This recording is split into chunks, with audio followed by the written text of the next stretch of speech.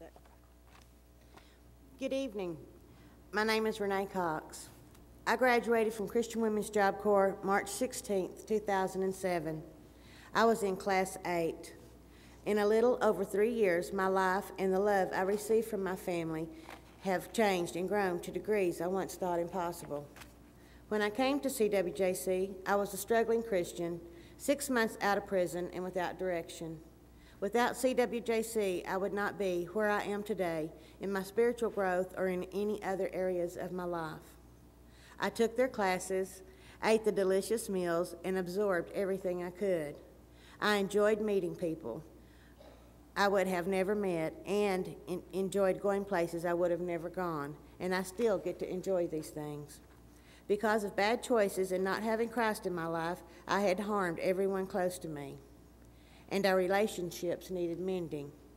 The ladies of CWJC were there for that time and for the long haul. It didn't happen overnight, but today I am mom again and grandma.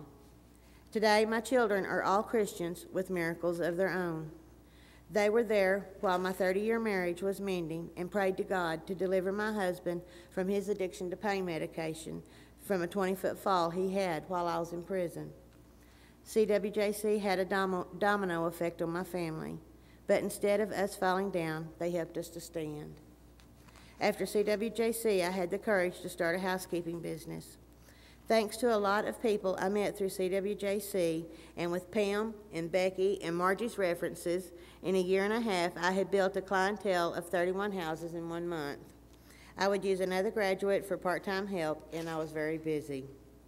Then God moved again, and I had the feeling it was time to try something different. I just thought I'd start asking around to people I knew about jobs. The first person I called was a woman I met through CWJC. She gave me the opportunity to become manager of Second Chance, the thrift store for the Family Abuse Center. My job is physically and mentally exhausting, but after 2 years, I can still say I love my job. The store needed a lot of organization. It also needed to provide more money for the Family Abuse Center. I felt overwhelmed, but grateful too. I couldn't believe I would be responsible for opening and closing the store and handling all the money, and I was still on parole. There I was. I had never been a manager before with 4 to 5 employees. There were volunteers and community service people coming and going, and a store that was in a mess. I cried some and I prayed a lot. My friend from CWJC, Becky Ellison, gave me some good advice when I started my job there, and I've never forgotten it. I still remember her words when I get overwhelmed with responsibility. What I have is a job with benefits, something I have never had and never expected to have. I have a 403B savings and medical insurance. Recently, I was able to purchase life insurance for my husband and me through my job, something else I didn't know how I was going to achieve but really needed. Then, to put icing on the cake, as of January 11th, 2010, I was granted early release from my parole. The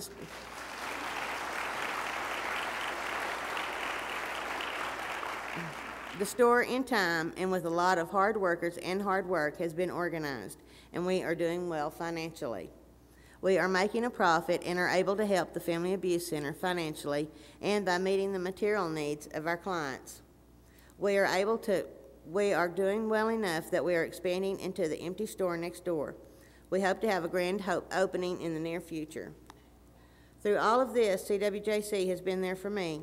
I had Ann as my CWJC for the mentor for the first year, and she's still my friend. As a mentor, I was a mentor to Wanda Pearl, a woman in Class 13. I still speak and tell my story for CWJC. Just this past week, Fran and I went to the Salvation Army together to talk to the women there. But most of all, they have been there for me. And even though I've had all these blessings, there is still life to live, and it's not always easy. The ladies at CWJC have been there and still are my friends. They are my sounding boards, and they are my shoulders to cry on. They are my encouragers and my cheerleaders. Recently, I lost a sister to alcoholism. I had the privilege of taking care of her for a week before she passed, and the ladies of CWJC were there praying for us every day. I would like to thank you all so much for walking my journey with me. I've grown and have moved on, but there are still things I want to do and goals I want to meet. I know that CWJC is there, just a call away, and it comforts me. And one thing that they helped me to recognize is that I've got a gift, and I write poems. Before, I was always embarrassed to let people know that I had wrote poems.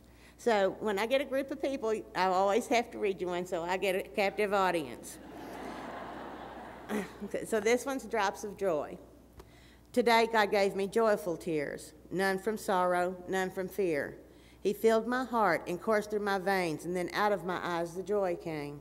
It's so much different than it used to be. I'm so amazed at the life He's given me.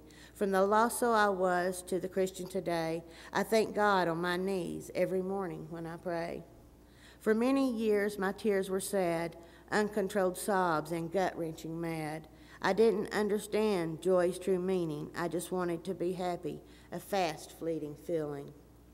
Then there were tears of sorrowful mourning, of bad choices made. From a well they kept pouring. Ever so slowly they started subsiding, with Christ in my heart and spiritual guiding.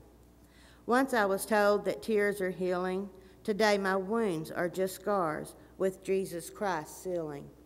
So these drops from my eyes are not tears that you see. They are drops of joy that God gave me.